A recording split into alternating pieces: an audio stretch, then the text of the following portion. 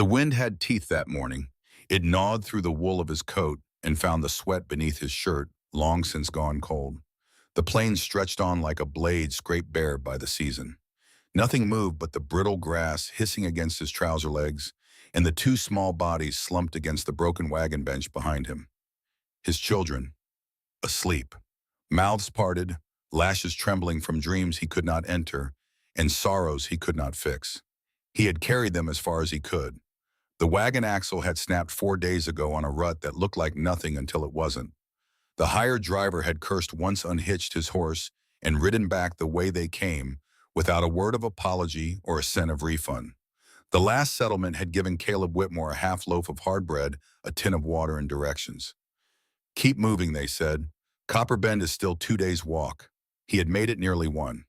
His arms throbbed from carrying Noah, the youngest. The boy weighed no more than a sack of grain, but was harder to hold for how he twisted in sleep and whimpered for things Caleb could not give.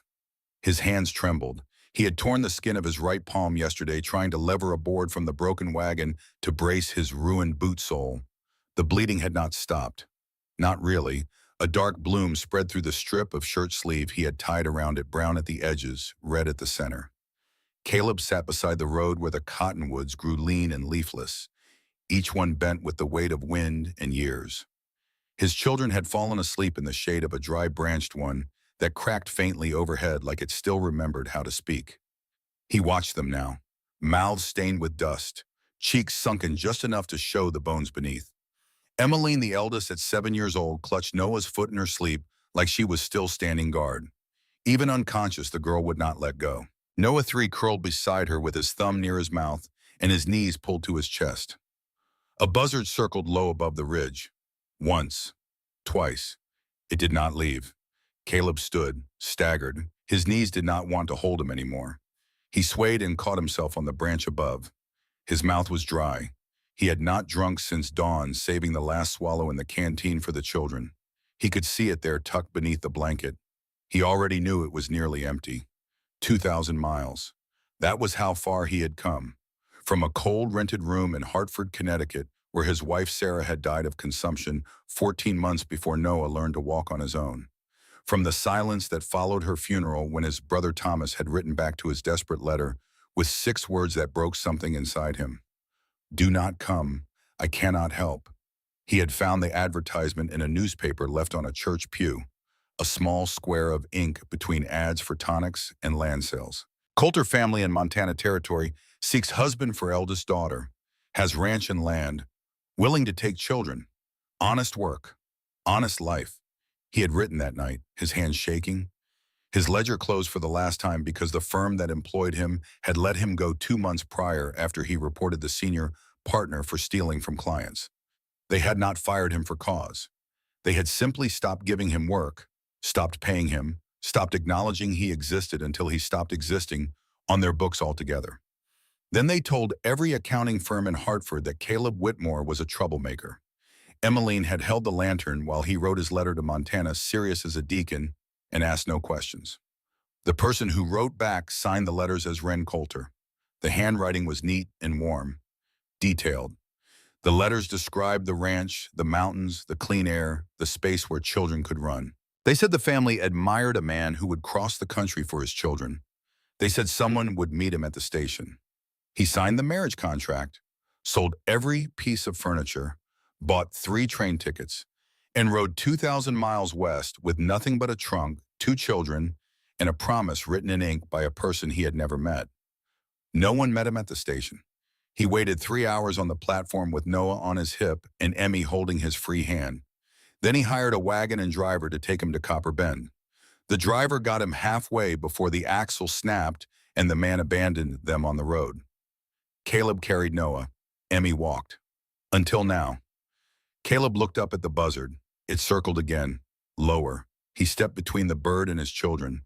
His legs shook. His vision swam, but he stood. Then came the sound. Not thunder, not hooves at first, just a hum, the kind that climbs from the ground when weight begins to draw near. He turned his head, slowly squinting against the pale sun. Not one rider but 3, moving toward him on the dust-colored road. 3 horses, rangy but strong, pale with trail dust. Three riders sitting easy in their saddles with the posture of people who had been born on horseback and never quite dismounted. Three women. The one in front rode a dark bay mare. She was lean and sun-browned, her hair the color of chestnuts pulled back in a loose braid that the wind was slowly undoing. She wore men's trousers tucked into scuffed boots and a cotton shirt with the sleeves rolled to her elbows, showing forearms corded with muscle. Her eyes were green, not soft green, the green of deep timber, the kind that swallowed light and gave nothing back. A thin scar crossed the back of her left hand from knuckle to wrist, pale against tan skin. She could not have been older than 27, but her face carried the kind of stillness that comes from years of deciding things alone. Behind her rode a woman with auburn hair and a rifle balanced across the pommel of her saddle, like it belonged there the way a hand belongs at the end of an arm. Her eyes were gray and sharp, and they moved across Caleb and the children and the broken wagon and the road ahead with the quick assessment of someone who cataloged danger before she cataloged anything else. The third rider was younger than the others, maybe 20 or 21, with honey-colored hair and amber eyes that held a warmth the other two did not show on the surface. She led a packhorse behind her, loaded with supplies. They reined in 20 paces away and did not speak right away. The woman in front looked at the children first, both of them. Her eyes moved slowly from face to face, lingering on Noah, then on Emmy's hand, still gripping the little boy's foot. Then she looked at Caleb, at his bleeding hand, at his dust-covered city clothes, at the polished boots that had been ruined by 4 days of walking on roads they were never built for, at the road ahead that offered nothing but more of the same. She swung down from the saddle with a motion that was more liquid than effort, dusted her hands on her thighs and walked over. She knelt beside Noah, said nothing, just studied the boy's sleeping face like it was a map she was trying to read. Then she turned and looked up at Caleb.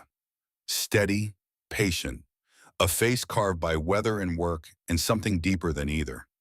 Behind her eyes there was a tiredness that did not come from the trail. Yours, she asked. He nodded, jaw clenched against a sharp ache rising in his chest. She looked at the road ahead, then back at the children, then at him. I can carry them, both of them, if you can ride. His voice cracked from disuse. You are not with anyone, my sisters. She tilted her head toward the two women behind her. Nobody else. Caleb stared at her. There was no fear left in him, just the dry husk of it, a shell worn smooth by too much use. He glanced at her saddle and saw something that made him pause. A dark stain on the leather near the pommel. Dried blood, not fresh but not old either. She followed his eyes. Heifer got caught in wire 2 days back, she said. Had to hold her down to cut her free. The explanation came easy, not defensive. The voice of a woman who was used to blood being part of the work. Where are you headed, she asked. Copper Bend. Her jaw tightened. Something dark moved behind her eyes. She looked away for a moment, then back.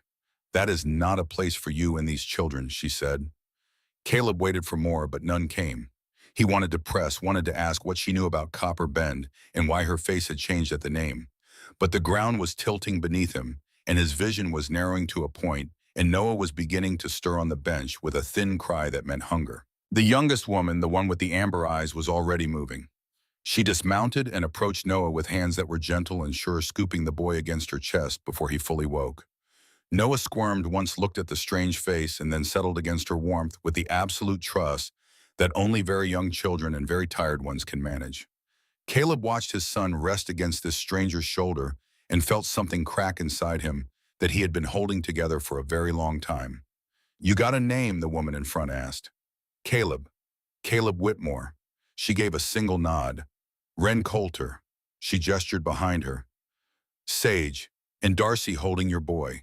Caleb felt the name land in his chest like a stone. Wren Coulter. The name on the letters. The name on the contract. The woman who was supposed to meet him at the station and did not. She did not seem to recognize his name in return. There was no flicker of expectation or connection. Just the practical attention of a woman assessing a problem and deciding how to solve it. They worked with quiet efficiency. Sage, the auburn-haired one, helped Emmy onto the pack horse and adjusted the supplies to make room. Darcy tied a blanket into a sling for Noah, securing him against her chest. Wren helped Caleb into her own saddle, one hand firm on his elbow, careful not to jostle him. He felt the heat of the leather through his trousers and the lingering warmth of where she had sat. Wren did not mount. She took the reins and began to walk. She walked for 5 hours, through dust and sage and the long silence of the empty plain. She did not complain, did not slow, did not ask him for a conversation. Her boots crunched steady on the hard-packed road, and her back stayed straight, even when Caleb could see her shoulders beginning to tire. The riflewoman Sage rode ahead and behind, in turn scanning the horizon with those gray eyes that missed nothing. Darcy hummed to Noah, who had fallen back asleep, and Emmy sat rigid on the pack horse with the determined expression of a child who has decided she will not show weakness to strangers.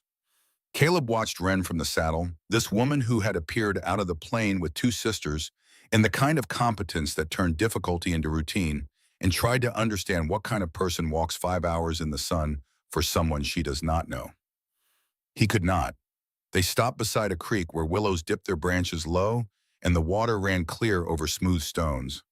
Not much of a camp, a fire pit marked by blackened rocks and a patch of trampled grass, but it looked like deliverance to Caleb.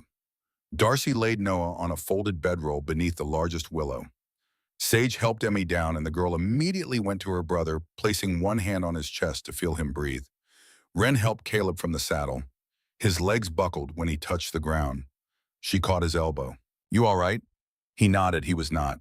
She did not ask again, just pointed toward the creek. "Go on, water is clean." He knelt by the bank and drank with both hands, too fast, too desperate. The cold hit his belly like a fist. Still he drank until his palms ached and his lips cracked. Behind him he heard Sage building a small fire while Darcy tended to the children. When he returned, the Sage was heating something in a battered tin cup. The children lay wrapped in Wren's coat, both of them, small bodies tucked close. Wren had given them her only coat. "I have some beans," Darcy said. "They are not much." She passed him the tin. The beans were plain and lukewarm, but he ate every bite. When he looked up, Wren was watching him. Not staring, not intrusive, just watching like a person trying to read something written faintly on a wall.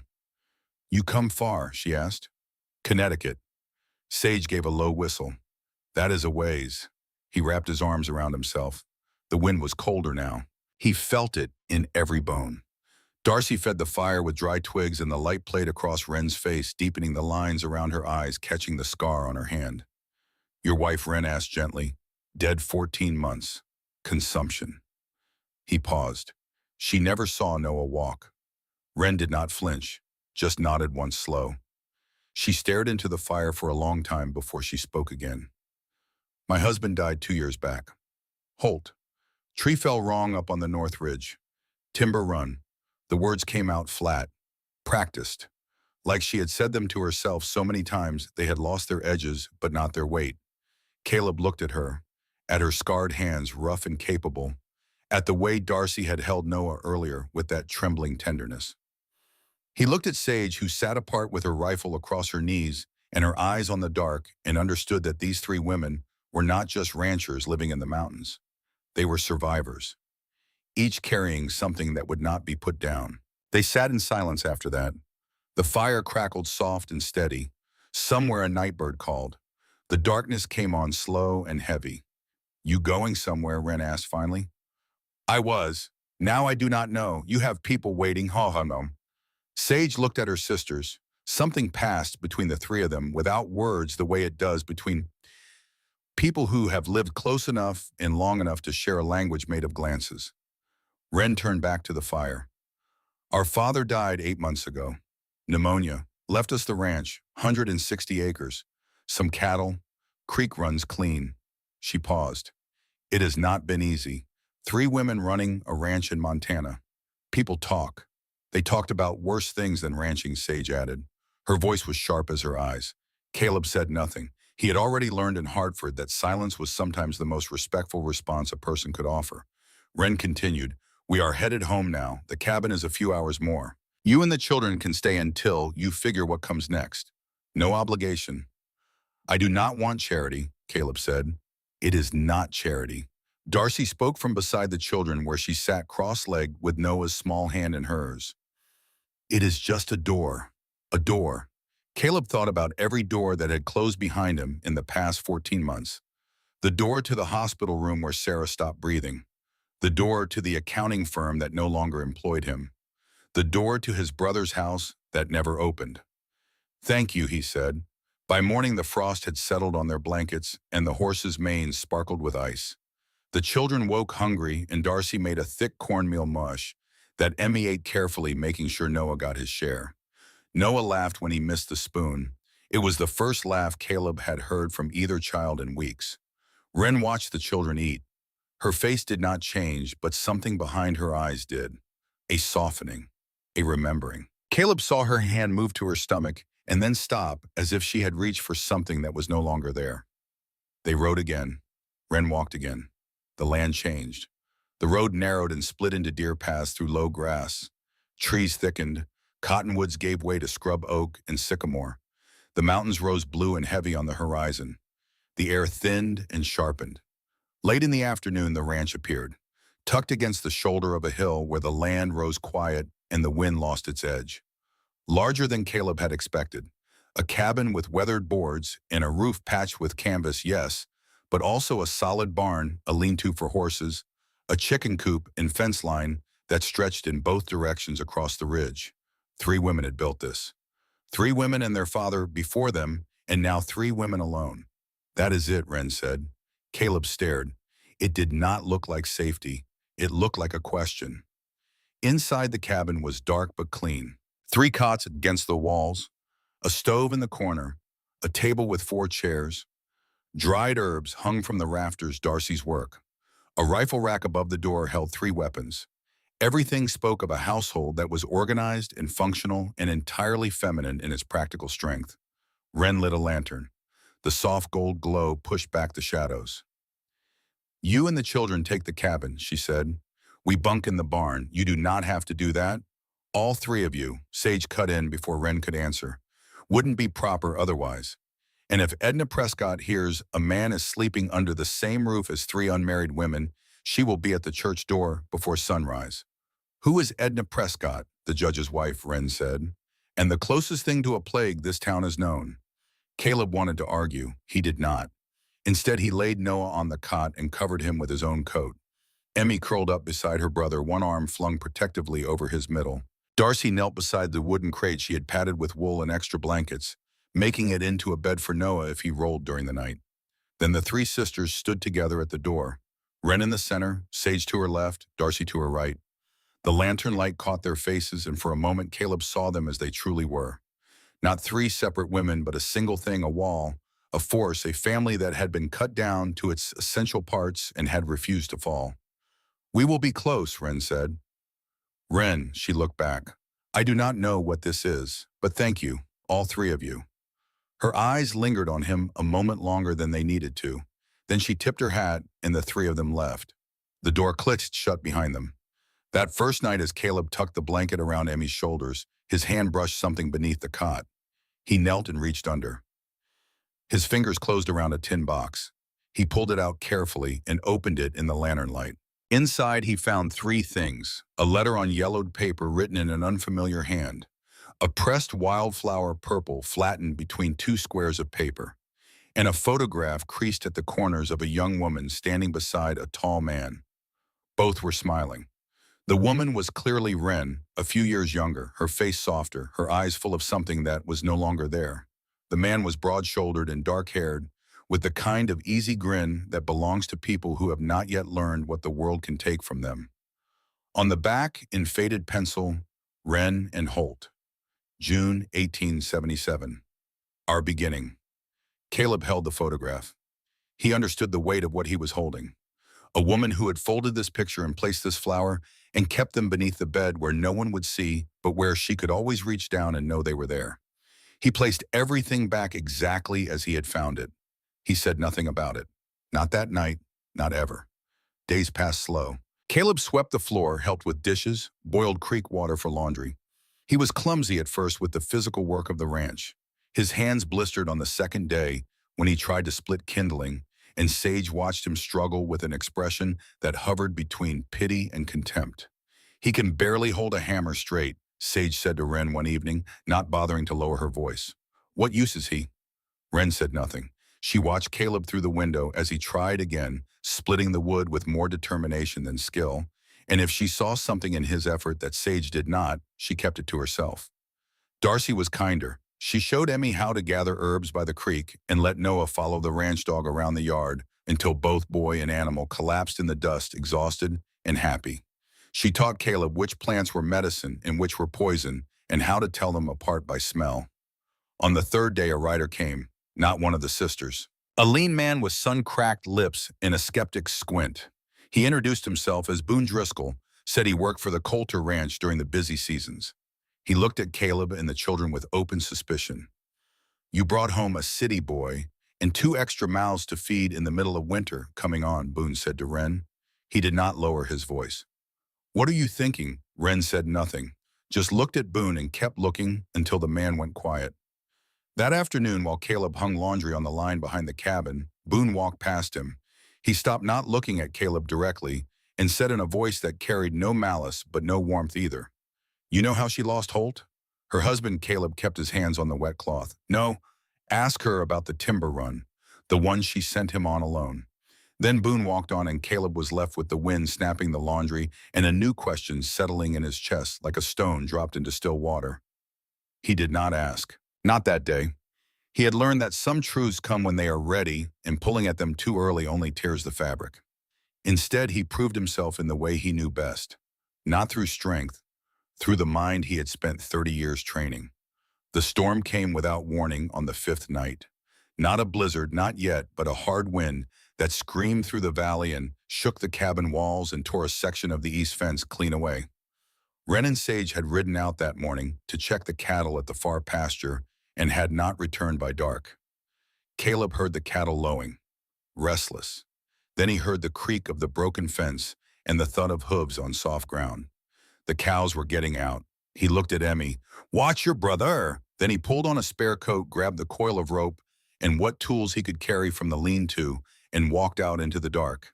He could not work wire. His hands were not built for it, but his mind was. He studied the break by lantern light and saw what the wind had done and what the fence needed.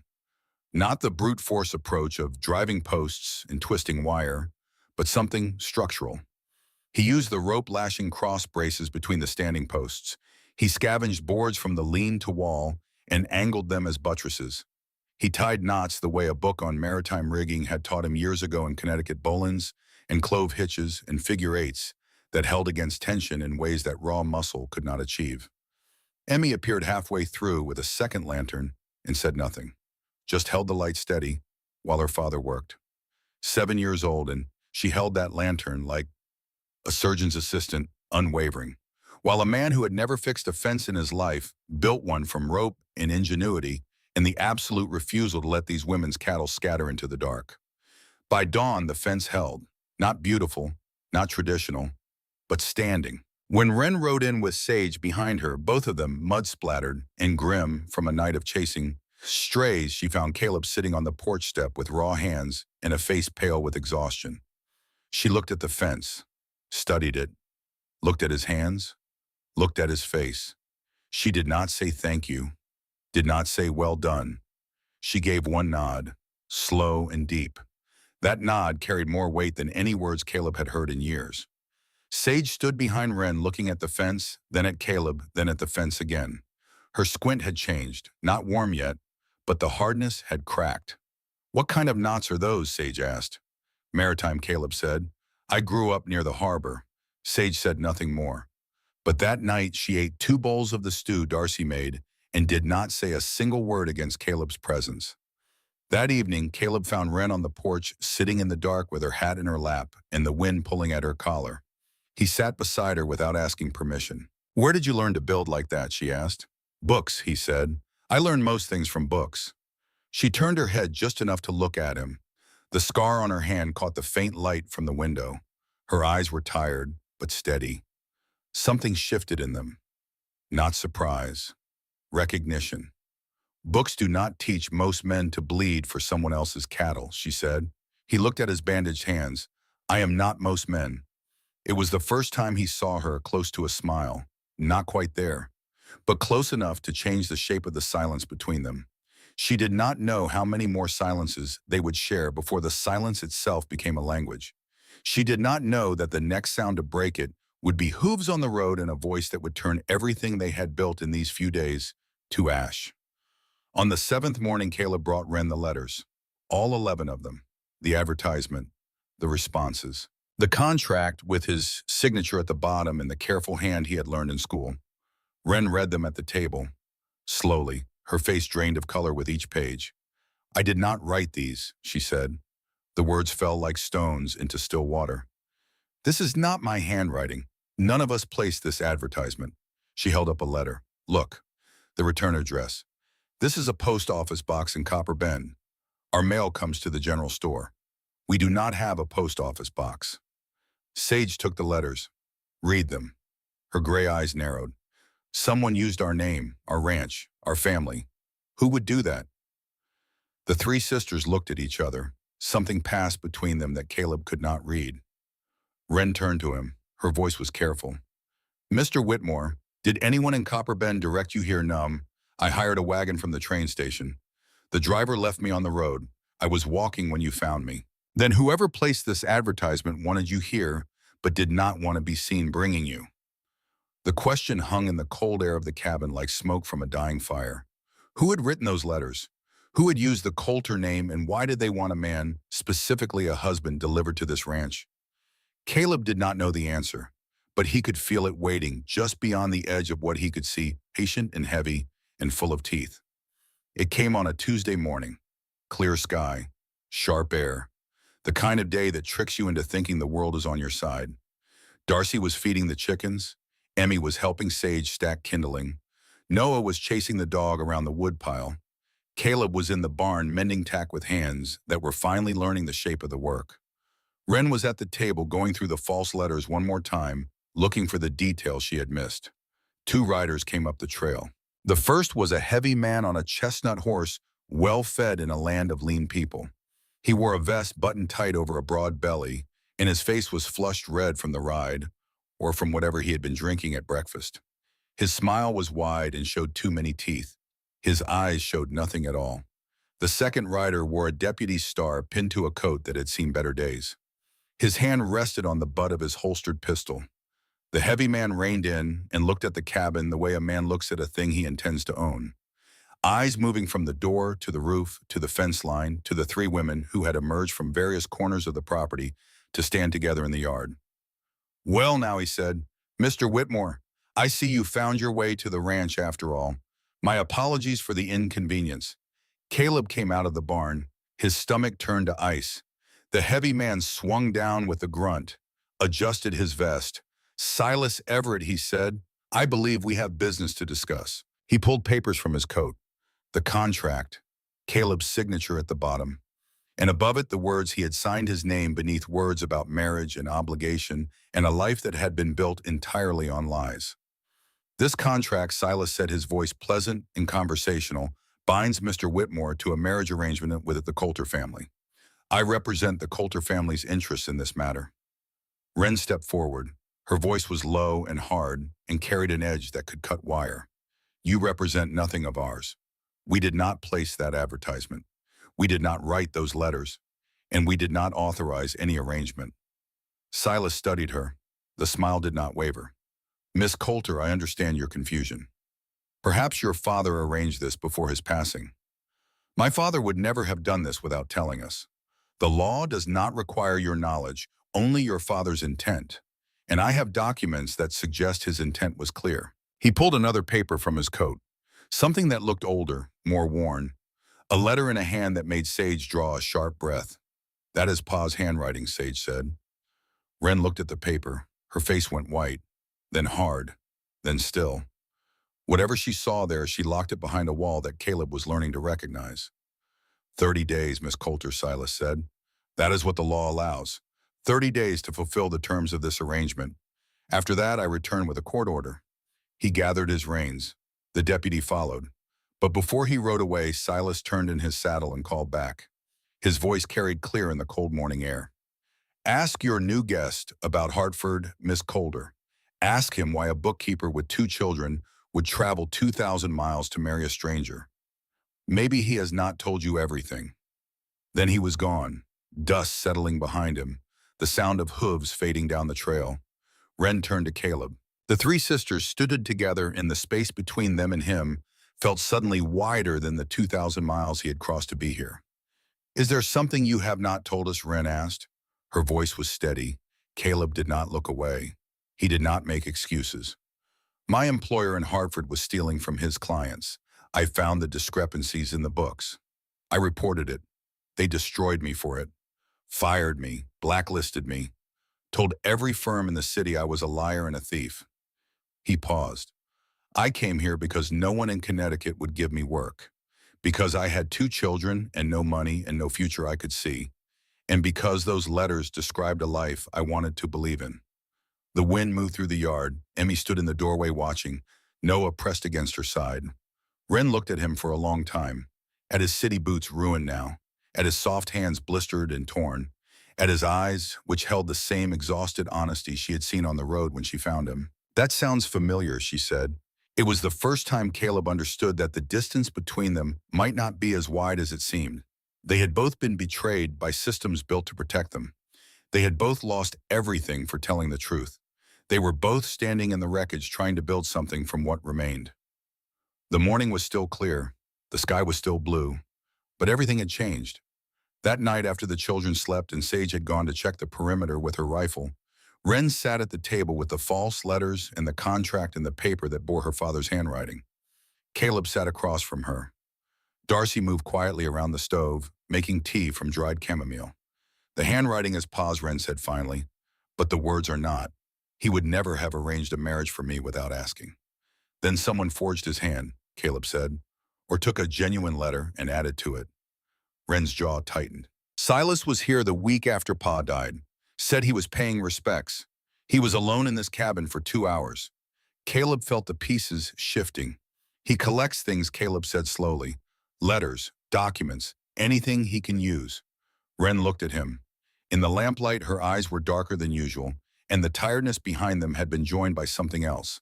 Something fierce and gathering like a storm building behind the mountains. "We have 30 days, she said. "We have each other," Darcy said from the stove. Her voice was quiet, but it carried the weight of absolute conviction. "And that is more than he thinks we have." Wren looked at her youngest sister, then at Caleb, then at the papers on the table. Outside, the wind pressed against the cabin walls. The lantern flickered. Somewhere in the barn, Sage's footsteps moved steady and sure across the loft. Caleb did not sleep for a long time. When he finally did, he dreamed of a road that went on forever, and three women walking ahead of him carrying something he could not see, and no matter how fast he moved, he could not close the distance between them. But he kept walking. In the dream and in the life that waited for him on the other side of it, he kept walking. Because that was what Caleb Whitmore did. He had always walked, and he was not done yet. Winter came to the Montana Territory the way trouble comes to good people. Slowly at first, then all at once. The first frost painted the cabin windows white by the second week of November. By the third, the creek ran sluggish and cold, and ice formed along its edges in thin sheets that cracked under the weight of a drinking cup. Wren stacked the firewood higher each week, cutting and hauling from the stand of pine on the north slope, with Sage beside her, the two of them swinging axes in a rhythm that required no words. They built a wall of split logs along the side of the cabin that grew taller than Caleb's head. They moved with the steady urgency of women who had survived enough of Montana winters to know what was coming and refused to be caught short again. Caleb learned how to keep the stove burning through the long, dark hours without choking it or letting it go cold. Darcy taught him which draft to close at midnight and which to crack open at dawn. He learned the sound the chimney made when the wind shifted north, a low moan like a sick animal, and how to adjust the flue before smoke backed up and filled the room. He learned slowly, and the sisters were patient with his slowness in a way that surprised him because he had expected scorn and received instead the quiet tolerance of people who understood that everyone has to learn somewhere. The children made a game of finding the warmest spot in the cabin, usually the corner where sunlight hit the floor for 1 hour at midday, a golden square that moved like a slow clock across the boards. Emmy and Noah would sit in it and let it travel over their faces, and for those few minutes the cold seemed like something that happened to other people. But there was a cold inside Caleb that had nothing to do with weather. Silas Everett's words played in his head on a loop he could not silence. 30 days. the forged letter in Ezra's handwriting, the contract with Caleb's own name at the bottom, and the question Boone had planted about Holt in the timber run that Caleb had not asked and Wren had not answered. 2 weeks had passed since Silas's visit. The deadline crept closer with every short gray day, and the walls of the small cabin seemed to tighten with it. They needed supplies: flour, salt, thread for mending. Caleb offered to go alone, but Wren shook her head. "I need to see the town," she said. "I need to know what Silas has been saying." She looked at him for a long time, then added something that cost her more than she showed. "And you should come. People should see you standing with us, not hiding on the mountain." Copper Bend sat in a shallow valley where two roads crossed and ambition had stalled. One main street of packed dirt, lined with buildings that leaned into each other like drunks holding one another up. A saloon at the center, large and freshly painted, the only building in town that looked like someone spent money on it. A church across the way with a crooked steeple. A general store on the corner with faded letters above the door that read, "Oak's Dry Goods." Wren stopped the wagon in front of the general store. Caleb climbed down and offered her his hand. She looked at it for a moment, then took it. Her grip was strong and her palm was rough, and the contact lasted no longer than it needed to. "Stay close," she said. "Do not wander toward the saloon." The store smelled of coffee and kerosene and dried apples. Margaret Oakes stood behind the counter, a solid woman with gray-streaked hair pulled tight, and the kind of face that had stopped trying to be pretty 30 years ago and settled instead for honest. She watched them enter with eyes that missed nothing. "You are the one staying with the Coulter girls," Margaret said, looking at Caleb. It was not a question. Wren set her list on the counter. "He is." Margaret studied Caleb. Then she began pulling items from the shelves. Flour, salt, a small cone of sugar wrapped in brown paper. She set them on the counter without tallying prices. Before anyone could speak, the door opened, and a gust of cold air brought in a woman who seemed to have been assembled from starch and disapproval. Edna Prescott was 50 years old, slim as a fence rail, dressed in a blue wool dress with a cameo at the throat, and she carried herself with the absolute certainty of a woman who had decided long ago that her opinion and the Lord's were interchangeable. Behind her came two other women from the church auxiliary, flanking her like attendants. Edna stopped when she saw Caleb and Wren together. Her eyes traveled from Caleb's dust-covered vest to his blistered hands, to his face sunburned and peeling, then to Wren standing close beside him. She smiled the way a cat smiles at a bird it has cornered.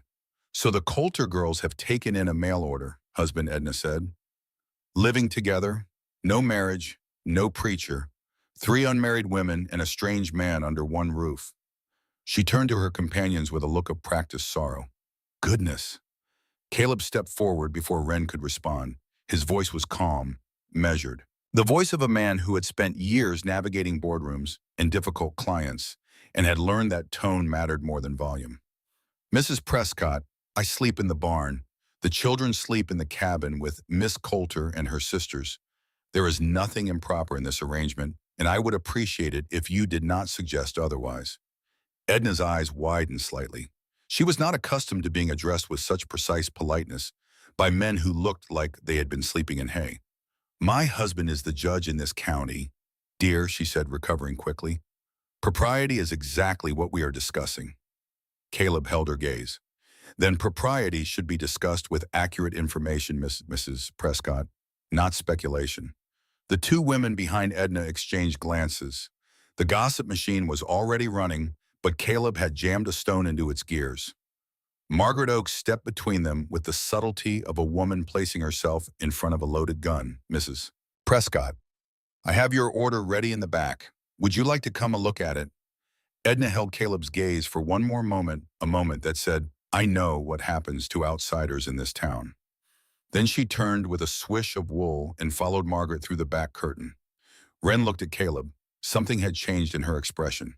Not warmth, not yet, but the careful blankness she wore around strangers had shifted, and behind it Caleb caught a glimpse of something that might have been surprise.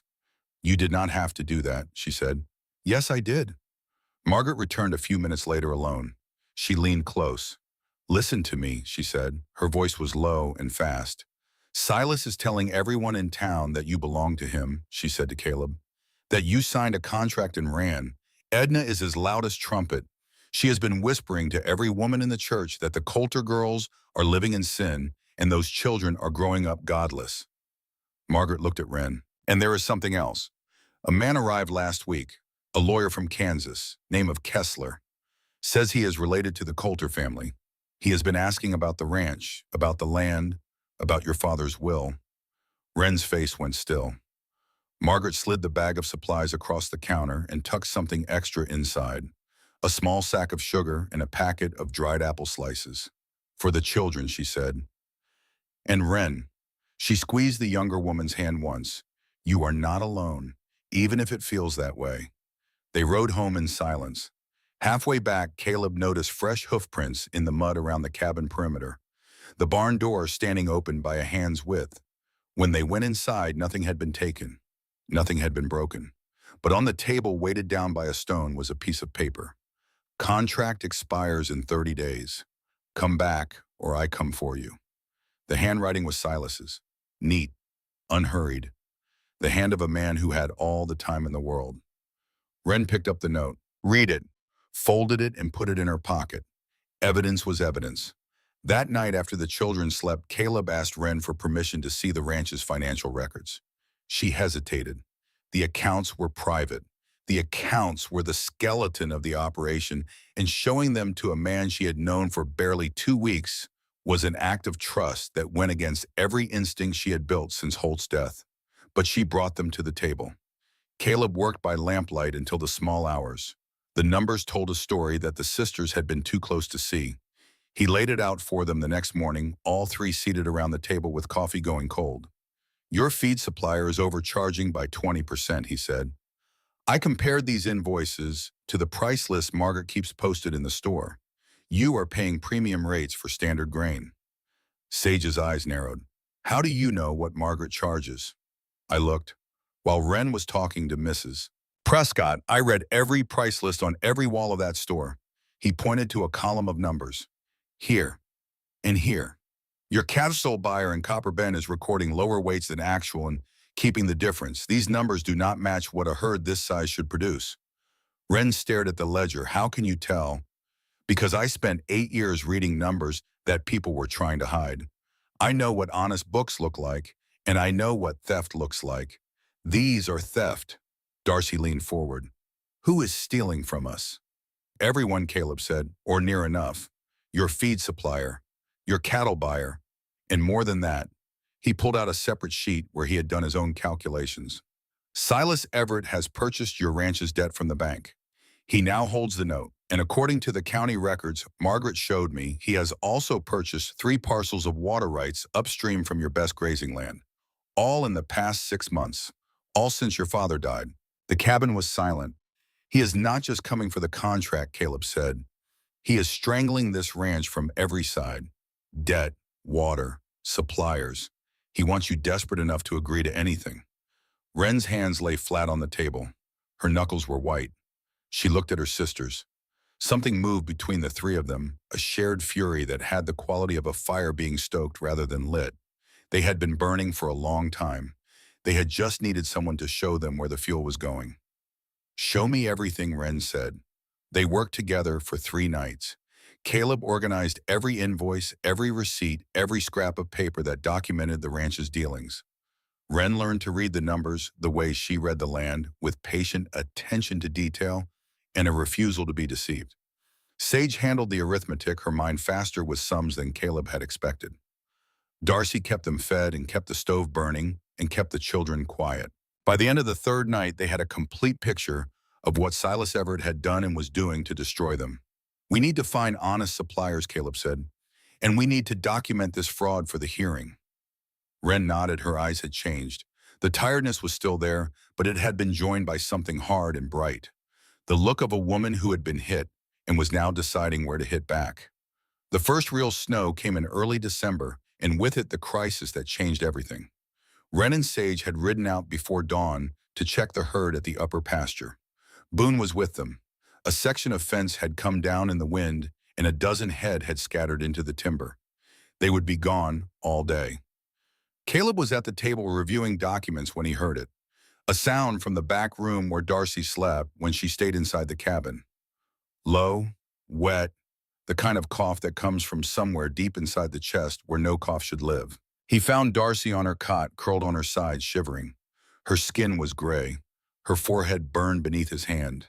Her breathing came in shallow wheezes, each one ending with a sound like tearing paper. Pneumonia, he knew it the way a man knows who has heard that sound before. Not from medical training, but from the room in Hartford where Sarah had coughed and coughed and coughed until she could not cough anymore. He needed a doctor. The nearest one was in Copper Bend, 3 hours by horse in good weather. In this storm, which had descended sometime in the night like a white curtain dropped from the sky, it could be 6, or it could be forever. And Caleb Whitmore could barely ride a horse. He stood in the cabin doorway and looked at the storm. Snow fell sideways, driven by a wind that screamed through the valley. The temperature was dropping so fast he could feel it through the walls. The trees in the near distance were invisible. The barn was a shape. Emmy appeared at his side. She looked at Darcy, then at the storm, then at her father's face. She was 7 years old and she understood. "Papa," she said. Her voice was very small. "She is sick like Mama was." Caleb knelt beside his daughter.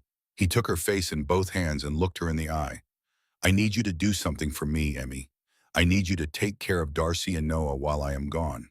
Can you do that?" Emmy's chin trembled, but did not break. She nodded. "Keep the stove burning. Keep Darcy warm.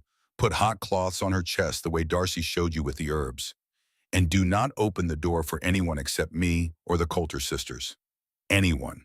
She nodded again.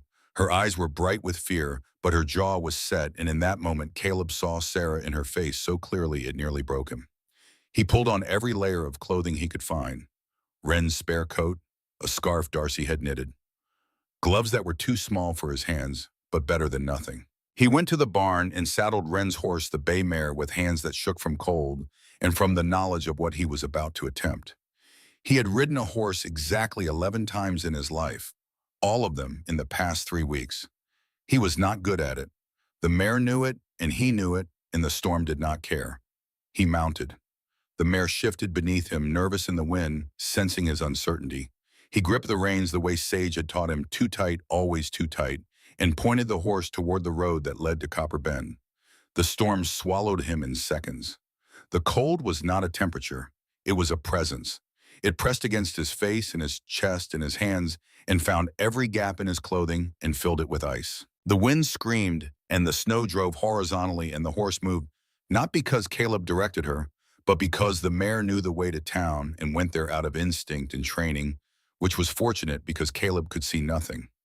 Not the road, not the trees, not his own hands on the reins. He rode for 3 hours, perhaps 4. Time lost its meaning in the white. His hands went numb first, then his feet, then his face. He could not feel the reins, could not feel the saddle, could feel only the animal beneath him moving with steady determination through conditions that should have killed them both. He fell off twice. The first time the mare stopped and waited while he crawled back into the saddle, sobbing with cold and pain and a fury at his own body for failing. The second time he lay in the snow and considered not getting up. Considered the peaceful logic of stopping, of letting the white take him, of ending the cold, and the fear and the bone-deep exhaustion that had been his companion for 14 months. Then he thought of Darcy's gray face, of the sound of her breathing, of Sarah in Hartford coughing while the doctor was still an hour away, of the medicine that arrived one day too late. He got up. He climbed back on the horse. He kept riding. Copper Bend materialized from the white like a ghost of itself, buildings appearing one by one from the snow. Caleb fell from the saddle in front of Doc Crane's office and crawled to the door and hammered on it with hands that could no longer form fists. The door opened. Doc Nathaniel Crane looked down at the frozen, half-dead man on his doorstep and understood everything without being told. In 60 years of doctoring in Montana Territory, he had seen that look before. The look of someone who has ridden through death to save someone else. 10 minutes later, they were mounted and heading back into the storm. The ride back was worse. Caleb's body had used everything it had. He clung to the saddle horn with frozen claws and followed the doctor's horse through the white and spoke to himself in a constant low murmur that was not prayer and was not conversation, but something between the two, the sound a man makes when he is keeping himself alive by refusing to stop making noise. They reached the cabin at dawn.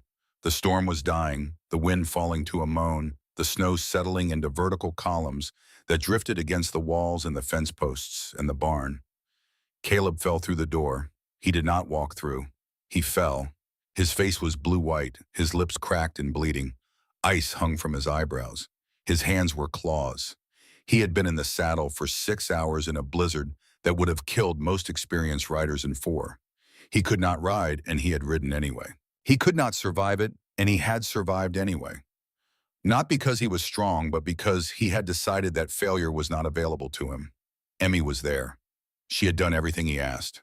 The stove was burning. Darcy was wrapped in blankets. Hot cloths had been changed every hour. Noah slept in the corner, oblivious to all of it. Doc Crane went to work immediately. His hands shook with cold, but his eyes were sharp. He listened to Darcy's chest, mixed a tincture, spooned medicine into her mouth.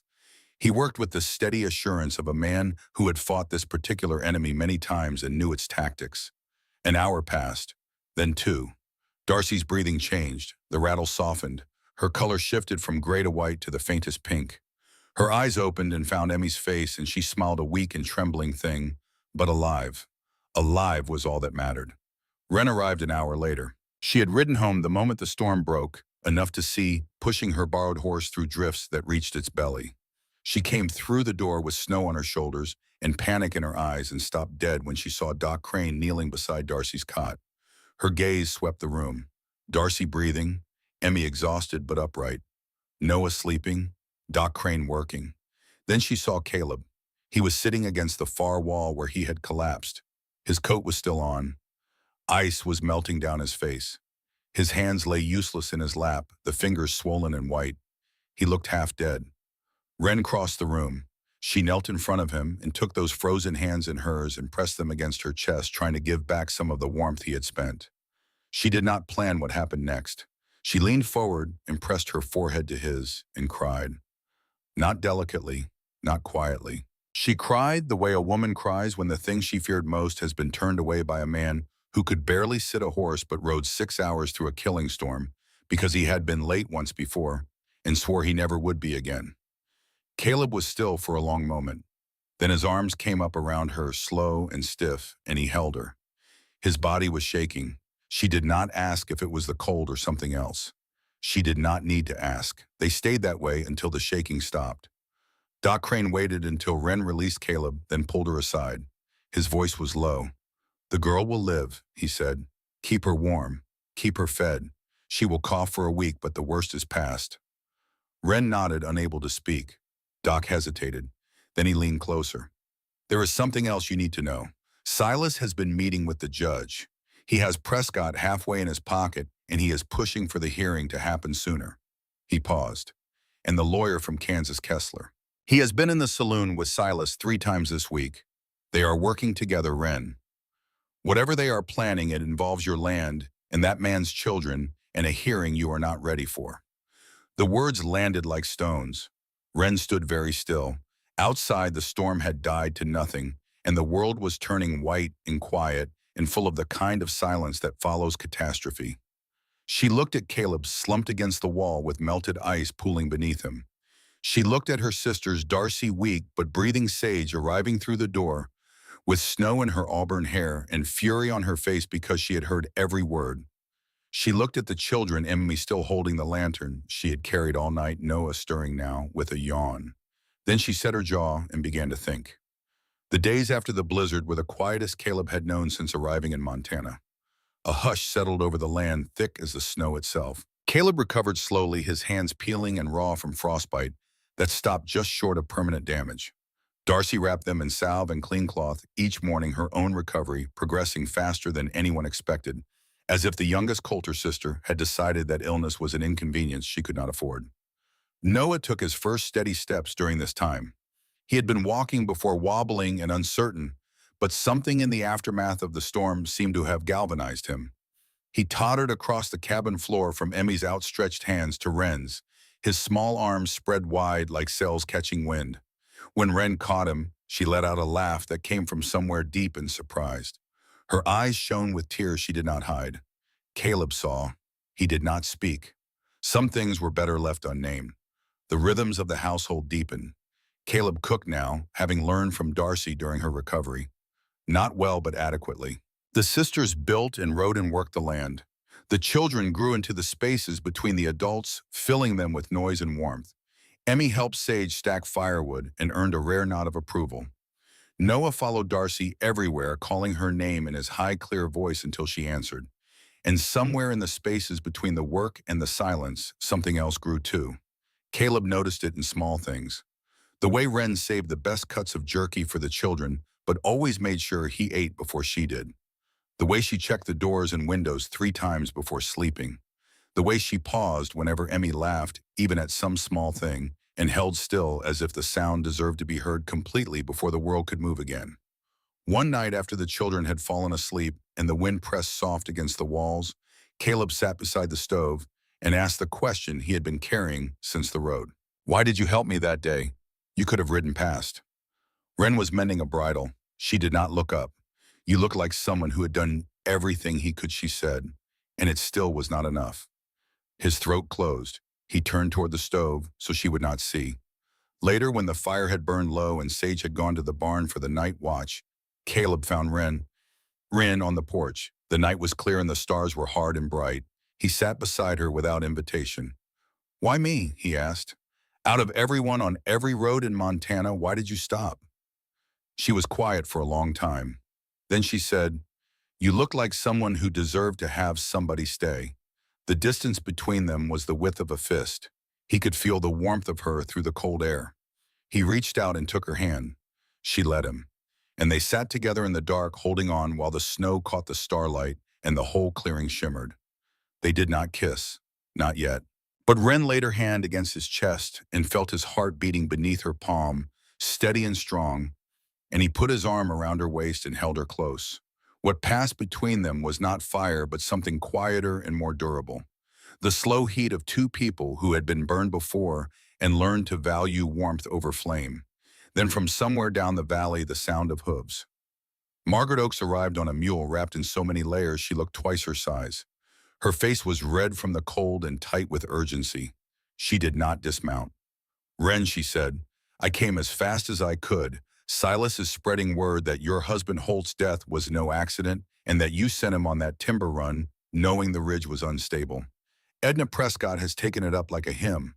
Half the town believes you got your husband killed to keep the ranch for yourself." Wren's face went to stone.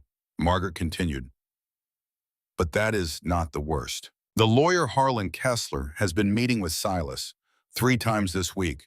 They are working together. Kessler is claiming that as Ezra's male relative, he has legal standing to challenge your ownership of the land. He says unmarried women cannot hold homestead claims without a male guardian." She reached into her coat and pulled out a folded newspaper. "There is one more thing." She handed it to Wren. "Silas has filed a notice in the county record. Public claim that Caleb Whitmore is contractually bound to the Coulter family and that the arrangement constitutes a binding agreement. And Kessler has filed a petition for stewardship of the Coulter Ranch. Both cases set for the same hearing, 7 days from now." Wren unfolded the newspaper, her name in print. Her sisters described as unfit landholders. Caleb named as an accomplice in an irregular domestic arrangement. The language was legal and precise and designed to make all of them sound like something less than decent. She folded the paper, put it in her pocket alongside Silas's earlier note. 2 days later, Harlan Kessler came to the cabin. He arrived in a hired buggy with Deputy Buckley riding alongside. Harlan was exactly as Caleb had imagined a man would look who crossed 1,000 miles to take something that did not belong to him. Tall, thin, dressed in a dark suit with a watch chain across his vest, the kind of clothes that cost more than most people in Montana earned in a season. His face was narrow and clean-shaved and careful. He stepped down from the buggy and looked at the cabin the way a man looks at something he intends to condemn. "Miss Coulter," he said. His voice was polite, practiced. "I am Harlan Kessler, your father Ezra's cousin." Wren stood in the doorway. Sage was behind her with the rifle not quite pointed at anyone, but not quite pointed away either. Darcy held Noah on her hip. "I know who you are," Wren said. "Pa mentioned you once. said you never visited, never wrote, never cared. Harlan produced a document. I have filed a petition for stewardship of the Coulter Ranch. As your father's nearest male relative, I believe I can provide appropriate legal oversight for the property. Wren did not move from the doorway. You want to oversee a ranch you have never set foot on, land you have never worked, cattle you have never fed. The court will decide what is appropriate, Miss Coulter. Not sentiment, he looked past her at the cabin interior. A judge will want to know why 3 unmarried women are attempting to hold a homestead claim without proper legal standing, and why a strange man from Connecticut is living on the property with 2 children and no clear purpose. Caleb stepped out from the barn. He walked toward Harlan with the steady gait he had learned from watching Wren, the gait of a person who did not hurry because hurrying gave the impression the world could make you afraid. He stopped beside Wren, but did not step in front of her. Wren spoke. Her voice did not waver. We will see you at the hearing, Mr. Kessler, and I will bring every piece of evidence of who has actually worked this land and who has not. Harlan studied her for a long moment. Then he nodded once, turned, and climbed back into the buggy. After the buggy disappeared, Darcy took Wren's hand. The youngest sister looked at the oldest with eyes full of the question children ask when the walls start to shake. Are they going to take the ranch from us? Wren knelt. She took her sister's face in both hands. No one is taking anything, I promise. But her hands trembled. That night, Wren told Caleb the whole truth about Holt. They sat on the porch step in the cold. The children were asleep. Sage stood watch at the barn. Holt and I married, young Wren said. He was strong and kind, and he loved this land more than anything except me and the life we were going to build. 2 years ago, Silas offered to buy the ranch from Pa. Pa refused. Said this land was for his girls and always would be. She paused. Her breath made clouds in the cold air. A week later, Holt went on a timber run up the North Ridge. Alone. I asked him to wait for Boone, but he said the weather was turning and the timber needed to come down before the snow. He was like that. Never waited when he thought the work needed doing. She looked at her scarred hand. The tree fell wrong. That is what they told me. A dead pine hollow at the base. It should have fallen uphill. Instead, it came down sideways and caught him where he stood. She stopped, swallowed. When she spoke again, her voice had the quality of something that had been broken and reassembled too many times. But the cut marks on that tree were too clean, Caleb. Too deliberate. Someone had notched the base beforehand, made it fall exactly where a man would stand when working the trunk. Pa went up there after the funeral and saw the marks. He could not prove anything. No witnesses. No footprints in the snow, just the marks. And 6 months later, your father was dead, Caleb said. Pneumonia, Wren said. But he was strong before Holt died. Strong as an ox. After the funeral, something went out of him. He stopped eating right, stopped sleeping. When the sickness came, he did not fight it the way he should have. Caleb reached for her hand, rough on rough, callous on softness. The hands of a rancher and a bookkeeper. Neither one built for the life they were living, both refusing to stop. You did not send Holt to his death, he said. And whatever Silas is telling people, whoever notched that tree, that is not your burden to carry. She did not speak, but her hand tightened around his. And they sat that way for a long time while the dark pressed close and the stars burned cold above them. Inside the cabin, Caleb found something that night that changed everything. He was reaching beneath the cot for an extra blanket when his fingers brushed the tin box again. He had not opened it since the first night, but something made him reach for it now. The photograph of Wren and Holt was there, the pressed flower, and beneath them a letter he had missed before, smaller, folded into a tight square. The paper was soft from being handled many times. The handwriting was different from Ezra's. It was lighter, more deliberate. The ink was faded nearly to nothing. To whoever finds this after I am gone. I, Ezra Coulter, leave the ranch and all its holdings to my 3 daughters, Wren Sage and Darcy Coulter, in equal share. No man alive has claim to this land except by their invitation. Signed this day in the presence of Doc Nathaniel Crane, witness. And below that, in a different hand that Caleb recognized as the doctor's careful script, witnessed and attested. N. Crane. Caleb held the paper. His hand shook. This was Ezra's real will, not the forged letter Silas had produced. The genuine document hidden where only someone looking carefully would find it. But the page was torn at the bottom. A clean tear. straight, as if someone had placed a ruler along the fold and pulled. Whatever had been written below the doctor's signature was gone. Someone had been in this cabin. Someone had found this document and torn away part of it. And whoever that someone was had left the rest, perhaps not realizing what remained was enough. Caleb placed the letter back, closed the box, slid it beneath the cot. He sat in the dark for a long time. Then he went to the table, lit the lantern, and began to write. He wrote down everything. The fraudulent advertisement using the Coulter name, the forged letters in his own correspondence, the contract built on deception, the financial fraud in the ranch accounts, Silas's threatening note, Margaret's testimony about the other brides, the cut marks on the tree that killed Holt, Ezra's hidden will. He organized them, numbered them, built the case the way he had built the fence in the storm, one piece at a time with bleeding hands, and the knowledge that failure was not something he could afford. He did not have a lawyer. He did not have money. He did not have the judge's wife on his side. He had numbers. He had documents. He had the truth. When dawn came, Caleb was still at the table. He heard Wren's boots on the porch before the door opened.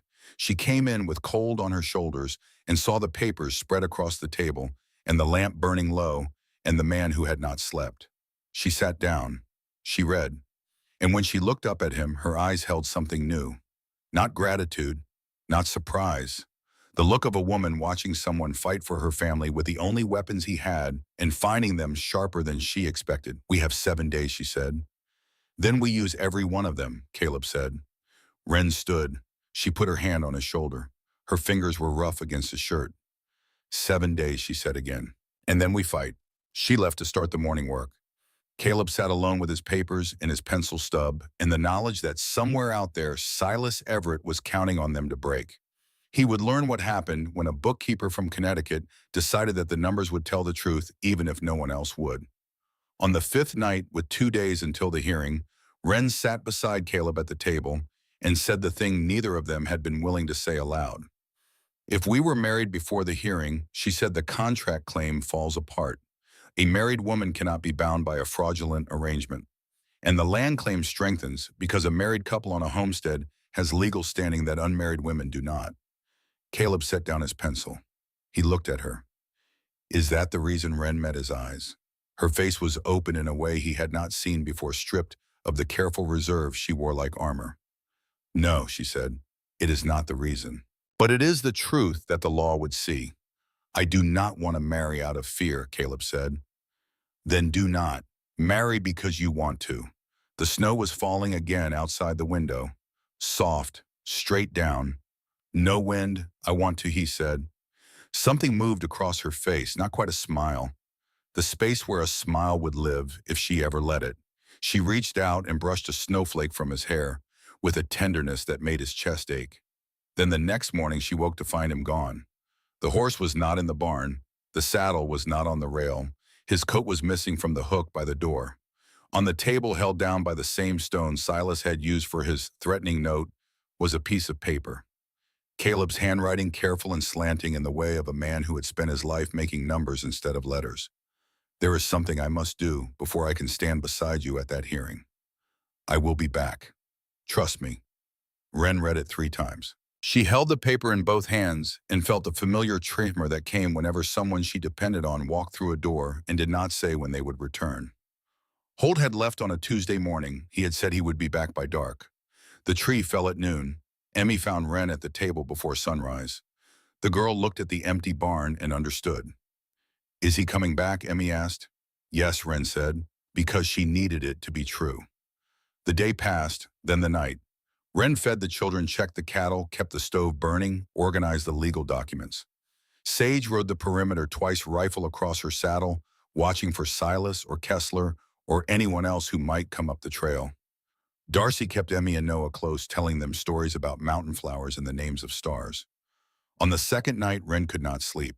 She lay in the barn loft where she had been sleeping since Caleb's arrival and stared at the rafters and listened to her sisters breathe and thought about the man from Connecticut who had ridden into a blizzard for her sister and was now gone somewhere she could not follow. Every man she had trusted had left. Holt left on a timber run and never came back. Her father left by closing his eyes one night and not opening them again. Silas had smiled and promised and lied. She reached into her pocket and felt the paper she carried everywhere now. The threatening note, the false advertisement, the newspaper clipping, and Caleb's letter that said, "Trust me." She did trust him. That was the terrifying part. She got up, went to the cabin, lit the lantern, sat at the table. She picked up the pencil and began to write. She wrote down everything, her own version, her own voice, not the bookkeeper's numbers, but the rancher's truth, what her father had built, what Holt had died for, what three sisters had maintained through drought and blizzard and grief, what Caleb Whitmore had done since arriving. The fence in the storm, the ride through the blizzard, the books he had balanced that revealed the theft. She organized it the way she organized a cattle drive, one step at a time, one truth at a time, moving forward because standing still was not something any Coulter woman knew how to do. By dawn, Wren was still writing. Sage found her there and sat down and picked up a second pencil and began helping without being asked. Darcy brought coffee and then she sat down too and added her own accounts, the herbs she had gathered, the animals she had healed, the garden she had planted, every piece of evidence that three women had poured their lives into this land. 2 days until the hearing, Caleb gone. Enemies circling, no allies, but a shopkeeper, a doctor who owed them a debt of courage, and whatever was left inside three sisters that had not yet been broken. Wren set down the pencil. She looked at Sage. She looked at Darcy. These women who had been beside her through every loss and every fight and every freezing dawn when the work seemed impossible and they did it anyway. She picked up the pencil again and kept writing. Caleb came back on the third morning. Wren heard the horse before she saw it. She was standing at the stove heating water for the children's breakfast, and the sound reached her through the cabin walls like a pulse traveling through rock. She set the pot down, wiped her hands on her apron, walked to the door and opened it. He was coming up the trail on foot leading the horse. The animal was lathered and blowing hard, and Caleb looked like he had not slept in 2 days. His eyes were red-rimmed, and his beard had thickened beyond stubble. His coat was crusted with trail dust and dried sweat and the particular grime that comes from sleeping on the ground beside a fire that gives no warmth. But his back was straight, and his step was sure. And when he saw Wren standing in the doorway with the light behind her and the cold around her, something in his face changed, not a smile, something before a smile. The foundation on which a smile might one day be built. A second figure walked beside him, shorter, thinner, bundled against the cold. Doc Nathaniel Crane. The old man carried his medical bag in one hand and a leather satchel in the other, and he moved with the stiff determination of a person who has made a decision and intends to see it through regardless of what it costs him. Caleb stopped at the foot of the porch steps. "I am sorry I left without telling you why," he said. Wren came down the steps. She stood in front of him with her arms crossed, not in anger, but in the way of a woman holding herself together until she knows whether she can let go. "You are here," she said. "That is enough." He reached into his coat and pulled out 2 documents. The first was a single sheet of paper bearing Doc Crane's signature and an official county seal. A medical affidavit. Wren took it and read. The document stated in careful medical language that Doc Crane had examined the remains of the tree that killed Holt Coulter and found evidence consistent with deliberate sabotage. Notch marks at the base showed tool work inconsistent with natural breakage or standard logging cuts. Furthermore, Doc Crane attested that he had witnessed Ezra Coulter's genuine last will and testament, which granted the ranch an equal share to his 3 daughters, and that any document contradicting this will was fraudulent. Wren looked at Doc Crane. The old man stood with his hands in his coat pockets and his chin tucked against the wind. He met her eyes. "Should have written that 3 years ago," he said, "after Holt died. After your father showed me those cut marks. I was afraid of what Silas would do to my practice, to my family, to this town." He let out a breath. "Fear makes cowards of us. Silas has had this town under his thumb so long, most of us forgot we had spines." Wren folded the affidavit and held it against her chest. The second document was a homestead registration. Caleb had ridden to the county recorder's office and filed a formal claim for the Coulter Ranch under the sisters' names, 160 acres registered and stamped and bearing the territorial seal. Not full ownership yet, that would take years of improvement, but it was on record, it was legal. It gave the Coulter sisters a claim that existed in ink on government paper, rather than only in the memory of a dead man. You did this for the hearing, Wren said. I did this because it should have been done a long time ago. Caleb said, your father meant for this land to belong to you and your sisters. Now it does, on paper, where it cannot be stolen by men with better suits. Wren looked at him, at his tired eyes and his cracked hands and the snow melting on his shoulders. She wanted to say something large enough to hold everything she felt, but language was too small for it. So she stepped forward and took his hands between hers, rough against rough, callous against callous, and he understood. Sage appeared in the barn doorway. She had her rifle in one hand and a look on her face that mixed suspicion with something that was trying very hard to be hope. You are back, she said to Caleb. I am back. You look terrible. I feel worse. Good. She almost smiled. That means you earned it. Behind Sage, Darcy emerged with Noah on her hip and Emmy at her side. The children saw Caleb and ran. Emmy hit him at the knees and Noah reached from Darcy's arms with both hands grabbing at the air until Caleb took him and held him against his chest, and for a moment the only sound in the clearing was a 3-year-old boy laughing because the person he wanted was back. Doc Crane cleared his throat. The hearing is tomorrow, he said. We should talk about what to expect. They sat inside around the table, all of them, Wren and Caleb and Sage and Darcy and Doc and Margaret Oakes, who arrived an hour later on her mule with a basket of bread and a jar of honey, in the particular expression of a woman who has decided that today is the day she stops being careful. Doc laid out what he knew. Silas had hired a claims adjuster from Helena to present his case. Harlan Kessler would represent himself. Judge Amos Prescott would preside. Edna's husband, which was dangerous but also a man who had spent 30 years on the bench and took the law more seriously than he took his wife's gossip. The two cases would be heard together. Silas's claim that Caleb was bound by the marriage contract and Kessler's petition for stewardship of the Coulter Ranch. Wren spread her papers on the table. She had organized everything during the 2 nights Caleb was gone, and now she added his documents to the stack. The false advertisement, the forged letters, the contract built on lies. Ezra's hidden will, the financial records showing systematic fraud by Silas's suppliers. Doc's affidavit about Holt's death and the genuine will. The homestead registration. She talked through her case point by point. Doc listened. Margaret nodded. Sage sat with her arms crossed and her jaw tight and her gray eyes sharp as knives. Darcy held Emmy's hand beneath the table where no one could see. Caleb sat still, his hands on his knees, watching Wren with an expression that had moved past admiration into something like awe. He had built the scaffolding. She had built the case. When she finished, Doc leaned back in his chair. There is one more thing I can offer, he said. His voice had dropped, and his eyes moved to the table. 2 years ago, a young woman named Sarah Willows came to my office in the middle of the night. She was one of the people Silas brought to Copper Bend. The third one. The room went quiet. She had been beaten, Doc said.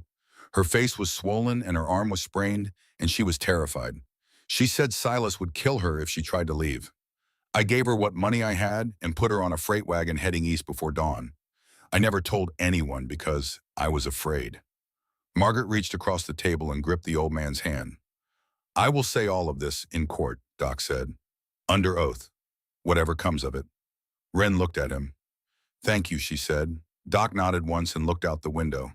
The snow was falling again, gentle this time, and the light that came through the glass was the color of forgiveness.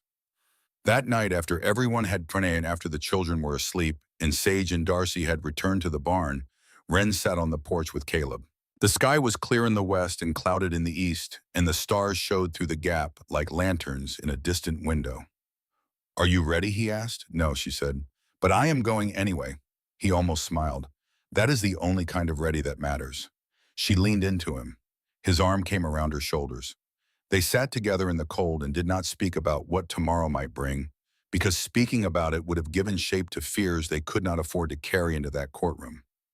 Morning came hard and bright, the kind of morning that does not care what you have planned, that offers sunlight and cold in equal measure, and leaves you to sort out which one matters more. Wren dressed in the best dress. She owned a dark cotton thing she had pressed with a heated iron the night before. Her hair was pinned tight. Her boots were cleaned of mud. She did not look wealthy or powerful or connected. She looked like exactly what she was. A woman who had run a ranch through drought and death and blizzard and was still standing. Sage wore a clean shirt and trousers, her hair braided tight, her rifle left reluctantly in the wagon. She looked like she was going to war, which in a way she was. Darcy had put on a cream-colored blouse that brought out the warmth of her amber eyes, and she carried Noah on her hip with the easy confidence of a woman who had held children and calves and broken things her whole life and put them all back together. Caleb appeared from the barn in a clean shirt with his collar scrubbed and his boots shined for the first time since Wren had known him. He had shaved and combed his hair, and the effect was startling. Not the dusty, sunburned fish out of water she had pulled off the road. A man who carried himself with quiet dignity. The kind of man who wore his best because the occasion demanded it and who wore it without apology. They loaded the children into the wagon. Emmy sat straight as a soldier, her dress clean, her hair braided by Wren's careful hands. Noah chewed a piece of bread and watched the trees with bottomless fascination. Boone Driscoll met them at the edge of the trail. He was riding his own horse wearing a coat that looked like it had been brushed for the first time in its life. His hat was new, or at least newer than the one he usually wore. His face was freshly shaved and pink from the razor. Wren looked at him. "You do not have to do this." Boone shifted in his saddle. He was not a man comfortable with gestures. "I have watched you run this ranch since your husband died," he said. "I have watched you and your sisters work harder than any 3 men I know. I have watched that city boy ride through a blizzard for your sister when he can barely sit a horse." He paused. "Those children are clean and laughing and alive because of people in this cabin. If the court needs someone to say that, I will say it." They rode to town together. A wagon, 2 horses, 5 adults, 2 children, and 3 women who had nothing in common with the men who wanted to take their land except the belief that the truth spoken clearly might be enough. The courthouse was full. Ranchers and shopkeepers filled the benches. Edna Prescott sat in the front row, her back straight, her cameo at her throat radiating the confidence of a woman who believed the outcome was already decided. The church auxiliary women flanked her. Silas Everett sat at the plaintiff's table on the right beside a thin man with spectacles who had to be the claims adjuster from Helena. Silas was dressed in his best suit, his face scrubbed pink, his hair oiled flat. He looked like a man playing a part he had already rehearsed. Harlan Kessler sat at a separate table alone. His dark suit was cut too well for Montana territory, and his leather briefcase sat open before him with documents arranged in precise rows. He did not look at anyone. He looked at his papers with the cold focus of a man who had reduced human beings to entries in a ledger. Wren walked to the respondent's table on the left. She carried no briefcase. She had a small stack of papers tied with kitchen string and a pencil stub in her pocket. Caleb sat behind her in the gallery. Doc Crane sat 3 rows back. Margaret was near the door with Boone beside her. The children sat with Darcy and Sage in the second row, Emmy holding Noah's hand. Judge Amos Prescott entered through a side door. He was a tall man, thin in the way that age makes men thin, with white hair and a jaw that looked like it had been set in concrete. He wore no robe, just a dark coat and a white shirt, and he carried a gavel. He struck it once. The room fell silent. "We are here on 2 matters," he said. "A contract enforcement claim filed by Mr. Silas Everett and a stewardship petition filed by Mr. Harlan Kessler. Both concern the Coulter Ranch and associated parties." He looked at Wren. "Miss Coulter, you have no legal counsel." "No, sir. I will speak for myself." A murmur moved through the room. Prescott silenced it with a look. "Very well. Mr. Everett, present your claim." The claims adjuster stood, efficient and dry. He laid out the case with mechanical precision. Caleb Whitmore had entered into a marriage contract with the Coulter family through an authorized representative, Mr. Silas Everett. The contract was signed and legal. Mr. Whitmore had failed to fulfill his obligations. Mr. Everett sought enforcement. The adjuster placed the contract on the judge's bench. Caleb's signature at the bottom clear as a wound. Prescott studied the document. Then he looked at Wren. "Your response, Miss Coulter?" Wren stood. Her hands were trembling. She pressed them flat against the table until they stopped. Then she picked up her papers and stepped forward. "Your Honor, no member of the Coulter family placed the advertisement that brought Mr. Whitmore to Montana. No member of the Coulter family wrote the letters he received. No member of this family authorized any arrangement." She held up the letters. "Compare the handwriting." She placed them beside a sample of her own writing and her sister's writing. The hand is different. The return address is a post office box in Copper Bend that we do not own or rent. Someone used our family name without our knowledge or consent to lure a man to our ranch. She paused. Let the courtroom hear the silence. Mr. Everett claims to represent our family's interests. He does not. He never has. What he has done is this. She laid out the financial records one by one. He purchased our ranch's debt from the bank. He bought water rights upstream from our grazing land. He installed suppliers who overcharge us by 20% and a cattle buyer who records false weights. For the past 8 months since our father's death, Silas Everett has been systematically destroying our ranch from the outside so that we would be desperate enough to accept any arrangement he offered. The room stirred. Silas's face reddened. The claims adjuster started to rise, but Prescott waved him down. Continue, Miss Coulter. Wren turned toward the gallery. Mrs. Oakes, would you step forward?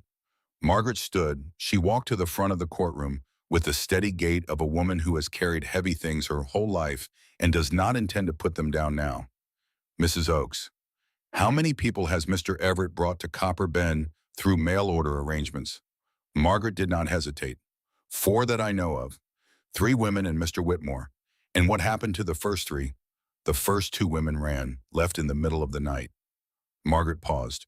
The third was a young woman named Sarah Willows. She arrived in the spring of 1877. She worked in Mr. Everett's saloon for 4 months. Then she disappeared. The courtroom erupted. Prescott hammered his gavel. Doc Crane was already standing. Your Honor, he said, I have something to add. He walked forward, set his medical bag on the floor beside the bench, straightened his back. In October of 1877, Sarah Willows came to my office at 2 in the morning. She had been beaten. Her face was bruised, her arms sprained, and she had marks on her neck. She told me Silas Everett had attacked her when she tried to leave. I gave her money and arranged passage on a freight wagon before dawn. I told no one because I was afraid. Doc's voice was steady, but his hands were shaking. I was a coward. I am telling the truth now because there are people in this courtroom who deserve better than my silence. The courtroom was absolutely still. Silas's face had gone gray. Deputy Buckley, sitting near the back, had removed his hand from his holster and was looking at the floor. Prescott studied Silas for a long time. Then he turned to Harlan Kessler. Mr. Kessler, your petition. Harlan rose, smoother than Silas, calmer. He presented his case with crisp, measured sentences. 3 unmarried women on unregistered land without a male guardian. The property lacked legal oversight. As Ezra's nearest male relative, Harlan was the natural choice for stewardship. Wren spoke before Harlan finished sitting down. Your Honor, I would like to present 2 documents. She placed the homestead registration on the bench. Filed 3 days ago with the county recorder. 160 acres registered under the names Wren Sage and Darcy Coulter. This land is legally claimed. We have an address. We have a home recognized by the territory of Montana. Then she placed the second document beside it. Ezra's hidden will, found beneath the cot in the cabin. Written in her father's hand, witnessed by Doc Crane. This is my father's genuine last will, she said. It leaves the ranch to his 3 daughters in equal share. It states clearly that no man alive has claim to this land except by our invitation. She looked at Kessler. Mr. Kessler has not visited our family in 20 years. He did not attend my father's funeral. He did not write when we were alone and struggling. He is here because the land has timber rights and mineral potential that he wants to control. He is not here for us. He is here for the trees. Caleb stood from the gallery. Your Honor, may I speak? Prescott considered, then nodded. Caleb walked forward. He carried no papers. He had memorized the numbers because that was what a bookkeeper did. I reviewed the Coulter Ranch's financial records for the past 8 months, he said. Since Ezra Coulter's death, these 3 women have maintained 40 head of cattle, repaired 300 yards of fence, survived a blizzard that killed livestock on ranches twice their size, and turned a net profit. I was a professional bookkeeper for 8 years in Hartford, Connecticut. I have audited firms with 50 employees. The Coulter Ranch accounts are among the most honestly kept I have ever examined. He looked at Kessler. Mr. Kessler's petition claims the ranch requires male oversight. The numbers say otherwise. The numbers say 3 women have managed this property better than most men in this territory manage their own. Boone Driscoll stood up from the back of the room. His new hat was in his lap. His face was red. He walked to the front with the stiff determination of a man swallowing something large. Your Honor, I work for the Coulter Ranch, have for 4 years seasonal. When they first took in Mr. Whitmore, I thought they were out of their minds. More mouths to feed in a hard winter. City boy who could not sit a horse. I said as much to his face. He paused, looked at Caleb, then at Wren, then at the judge. I was wrong. I have watched Miss Wren Coulter run this ranch better than most men I have worked for. I have watched Miss Sage bring in game when the larder was empty and stand guard all night without complaint. I have watched Miss Darcy heal a breached calf and nurse a pneumonia patient and keep 2 children laughing through the worst blizzard this territory has seen in 10 years. He swallowed. And I watched Mr. Whitmore ride 6 hours through that blizzard on a horse he barely knew how to sit because Miss Darcy was sick and he refused to let her die. That man cannot rope a steer or swing an axe worth a damn. But he can read numbers that catch thieves and tie knots that hold fences and ride into a storm for people who are not his blood because that is the kind of man he is. His voice roughened. Those children are clean. They laugh. The girl can braid rope better than most hands I have worked with. The boy took his first steps in that cabin. If this court needs someone to say that the Coulter sisters and Mr. Whitmore are building something worth protecting, I am saying it, and I will swear to it on anything you put in front of me. He sat down. His face was scarlet. He put his hat on his head and stared straight ahead. The courtroom was quiet. Even Edna Prescott had lost the satisfied expression she had worn all morning. She was looking at her husband on the bench with an uncertainty Wren had never seen on her face. Judge Prescott sat still for a long moment. He looked at the papers spread before him. The contract, the letters, the will, the affidavit, the financial records, the homestead claim. Then he looked at the children. Emmy sitting straight and still. Noah asleep against Darcy's shoulder, breathing softly, warm and alive, and unaware that his future was being decided by strangers.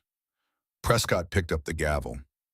On the matter of the marriage contract between Silas Everett and the Coulter family, he said, the court finds the contract was created through fraudulent means. The advertisement was placed without the Coulter family's knowledge or consent. The correspondence was forged. The entire arrangement was designed to establish a fraudulent mail claim on the Coulter property. The contract is void. Mr. Whitmore has no obligation, contractual or otherwise. He paused. Furthermore, the testimony regarding Sarah Willows and the pattern of deception involving multiple individuals brought to this territory under false pretenses raises serious questions that warrant investigation by the territorial marshal. Mr. Everett is to be detained pending that investigation. Deputy Buckley is suspended effective immediately. 2 men from the back of the room, ranchers deputized that morning, moved toward Silas. He stood, his face a mask of nothing, and for one moment his eyes found Wren's across the courtroom. What she saw there was not anger, but something worse. The flat recognition of a man who has been outplayed by someone he considered beneath him. They let him out. The door closed behind him. The room exhaled. On the matter of the stewardship petition filed by Harlan Kessler, the judge continued. The court finds insufficient grounds to remove the Coulter sisters from control of their property. They have demonstrated continuous stewardship under extraordinary hardship. They have secured formal homestead registration. Their father's genuine will, witnessed by a licensed physician, clearly designates them as sole inheritors. Mr. Kessler's petition appears primarily financial in nature and is denied. Prescott set down his gavel. He looked at Kessler. Mr. Kessler, Ezra Coulter was your family. These women are your blood. If you wish to be part of their lives, that door is open. But stewardship for the purpose of controlling timber rights is not something this court will grant. Harlan stood, gathered his papers with precise movements, closed his briefcase, straightened his coat, walked toward the aisle.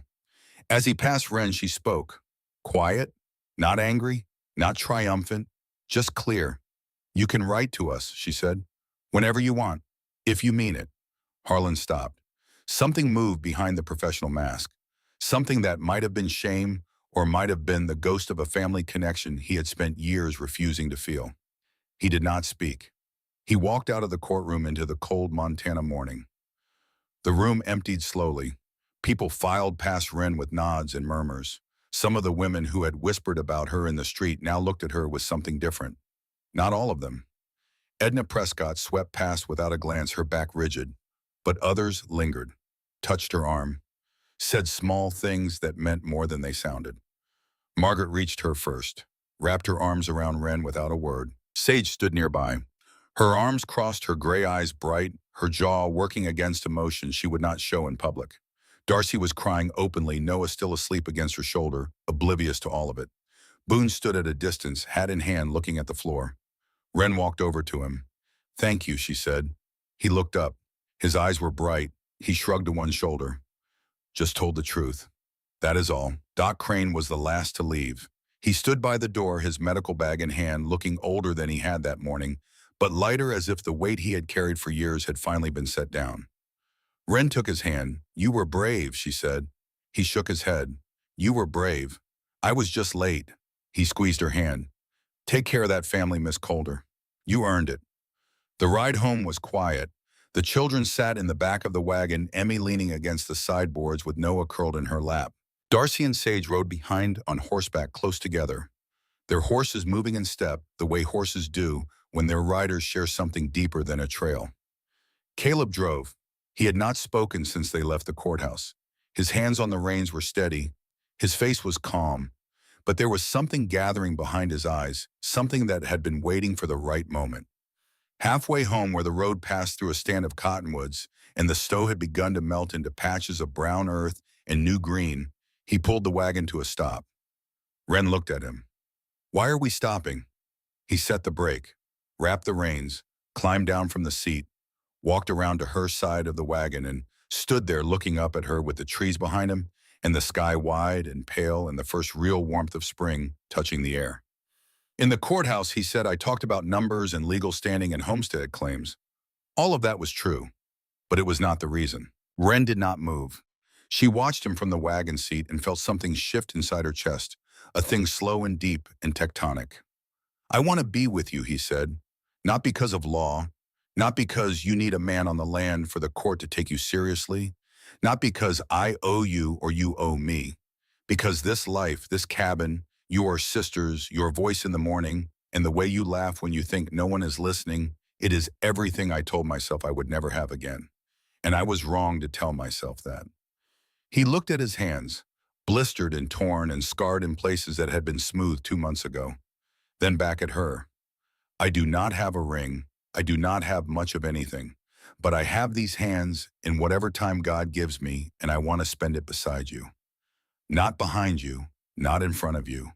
Beside you." Wren climbed down from the wagon. She stood in front of him. Behind them, Sage and Darcy had stopped their horses. Emmy was watching from the wagon bed. Even Noah had stopped squirming. "I do not need you to save me," Wren said. Her voice was steady. Her green eyes were clear. "I know," Caleb said. "You saved yourself. I watched you do it. I need you to stay. I will not go anywhere. I would walk through fire before I left." She looked at him for a long time, at the sunburned face and the soft hands that had hardened and the city clothes that had turned to ranch wear and the eyes that held a steadiness she had not seen in a man since Holt. Not the same steadiness, not a replacement, something new, something that belonged to Caleb Whitmore alone and to no one who had come before or would come after. "Then marry me because you want to," she said, "not because of a courtroom, not because of a contract, because you want to." "I want to," he said, "more than I have wanted anything since the day I forgot how to want." She stepped forward, he stepped forward, and in the middle of a muddy road between melting snow and bare cottonwoods, they kissed for the first time. It was soft and sure and unhurried, the kiss of two people who had lost everything and found each other and understood that what they were building was not a fire but a hearth.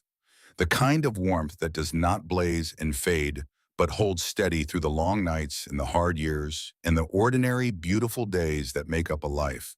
Behind them, Sage made a sound that was probably a cough, but might have been something else entirely. Darcy was crying again.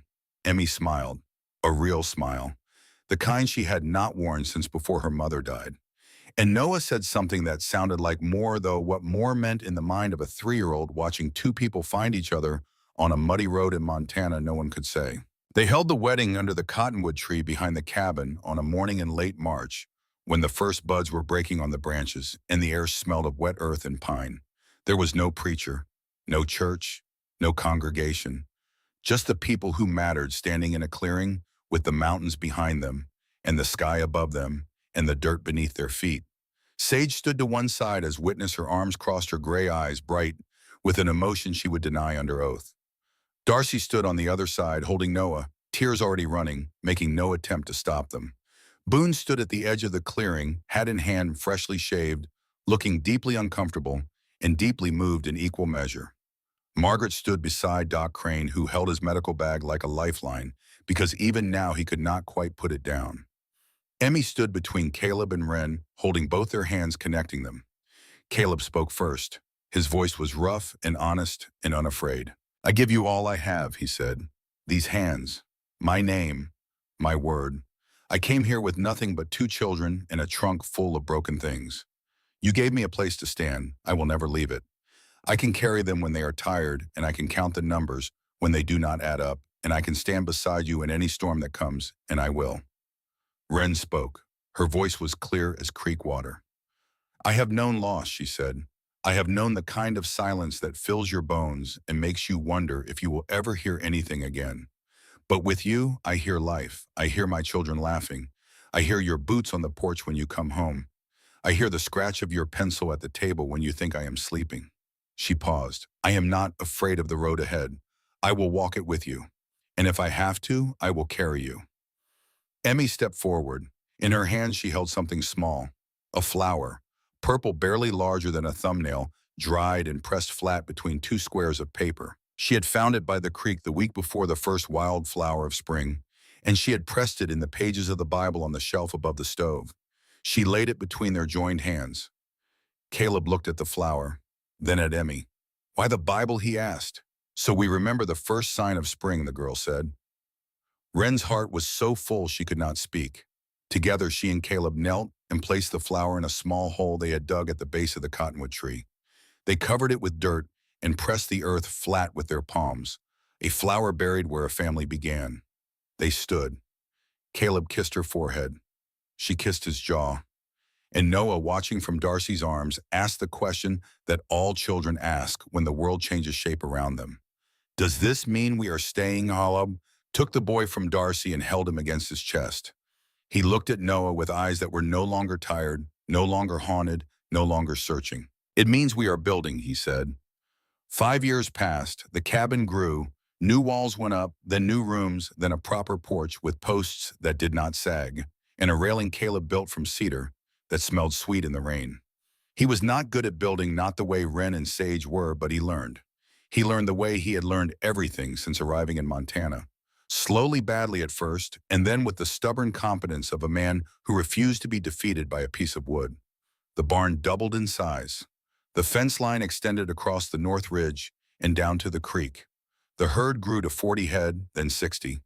A chicken coop appeared, then a smokehouse, then a garden where Darcy planted cabbage and carrots and the wildflowers that Emmy brought home from the creek bed every spring. Emmy was 12 now, tall and serious, incapable in the way of people who learned responsibility before they learned to play. She read every book she could find, and she was teaching herself to write in a journal she kept beneath her pillow. She could braid rope and calculate the weight of a steer by looking at it, things Sage had taught her, and she could identify every herb in the valley by sight and smell things Darcy had taught her. She was becoming all of them, and none of them, and entirely herself. Noah was 8. He had grown into a wiry, sun-browned boy who followed Sage everywhere and mimicked everything from the way she walked to the way she squinted at the horizon. He could track a deer through timber and carry 2 buckets of water without spilling a drop. He had developed a laugh loud and sudden and startling that came from a deep well of joy that Caleb had not known existed in his quiet son. Darcy had married Boone Driscoll the previous spring in a ceremony under the same cottonwood tree. Boone had asked Wren's permission first, which Wren thought was ridiculous, and Sage thought was correct, and Darcy thought was the sweetest thing she had ever seen. They lived in a cabin Boone had built on the south end of the property, close enough to walk to dinner, far enough for privacy. Their son, a tow-headed boy of 2 named Ezra, after the grandfather he would never meet played with Noah in the yard and came home covered in mud and happiness. Sage was still Sage, independent and sharp and solitary in the way of hawks. She ranged farther than any of them, hunting and tracking and riding the boundaries of the ranch with the rifle that had become as much a part of her as her arm. She had not married. She did not seem inclined to. When Margaret asked her once if she was lonely, Sage had looked at her with those gray eyes and said, "I have my sisters and my rifle and more sky than any person needs. What would I want with a husband?" But she was softer than she had been. She taught the children to shoot and to ride and to read the weather in the shape of clouds. She carved Noah a set of wooden horses for his birthday and pretended she had bought them in town. She let Emmy braid her hair one evening and sat still for the whole 30 minutes it took, which was perhaps the most patient thing Sage Coulter had ever done. And there were two more children in the cabin now. Hannah was 3. Black-haired and loud and fearless, she had been born in the cabin with Doc Crane attending and Emmy holding the lantern, and she had entered the world screaming as if she already had strong opinions about it. She had Caleb's blue-gray eyes and Wren's jaw and a temperament that belonged to no one but herself. The youngest was Holt, 1-year-old named for the man who had loved this land and died on it. Baby Holt had Wren's green eyes and Caleb's gentle hands, and he had recently learned to say one word with perfect clarity: Papa. He said it every time Caleb walked through the door, and every time Caleb stopped what he was doing and picked the boy up and held him against his chest with the same tenderness he had shown that first day on the road, when a stranger's hands had lifted his children and carried them to safety. Caleb still kept the ranch accounts. He was good at it, better than good, and the books of the Coulter Ranch were known throughout the territory as the most honest in Montana. Other ranchers sent their records to him for review. He caught fraud the way Sage tracked deer by instinct and training, and the absolute refusal to be fooled. The feed suppliers no longer cheated. The cattle buyers no longer rigged their scales. The numbers added up because Caleb Whitmore made them add up, and the ranch prospered because of it. But he did other things too. He had learned to ride, not well, never well, but adequately. He could split kindling without splintering it. He could mend fence not with wire, but with his own method of rope and braces and maritime knots that the other ranchers laughed at until they noticed the fences held longer than theirs. He had become something that Hartford could never have imagined: a ranchman, not born to it, grown into it, the way a tree grows into the shape the wind demands. Margaret Oaks still tucked extra sugar into their grocery bag, still squeezed Wren's hand across the counter. Doc Crane came quarterly to check the children. He was slower now, his steps more careful, but his spine was straight, and he carried himself with the quiet dignity of a man who had found his courage late but had not let it go since. Edna Prescott had not spoken to Wren in 5 years. Wren did not mind. Silas Everett's saloon had been sold to a man from Billings who turned it into a general store. Silas himself had been sent to the territorial prison after the investigation uncovered not just the Sarah Willows incident, but a pattern of fraud and coercion stretching back 7 years. Harlan Kessler had written once, a short letter stiff and formal. He asked about the ranch and the children and said nothing about timber rights. Wren wrote back. She told him they were well. She invited him to visit. He never responded, but she kept the door open because that was what Wren Coulter did. She kept doors open, even the ones that might never be walked through. On a warm evening in late spring, Wren stood at the cabin door and watched her children play in the yard. 5 of them now, 5 voices, 5 sets of running feet, 5 reasons to wake up each morning and keep building. She reached out and touched the cottonwood tree. It had grown taller and broader in 5 years, its roots deep, its branches spreading wide enough to shade the entire porch in summer. Somewhere beneath it, pressed into the earth, was a dried purple flower that a girl had placed between 2 scarred hands on a morning when the world decided to begin again. Caleb came up behind her. His arms circled her waist. His chin rested on her shoulder. He smelled of ink and leather and the sweet cedar of the porch railing he had been sanding that afternoon. "You remember," she asked. He did not need to ask what.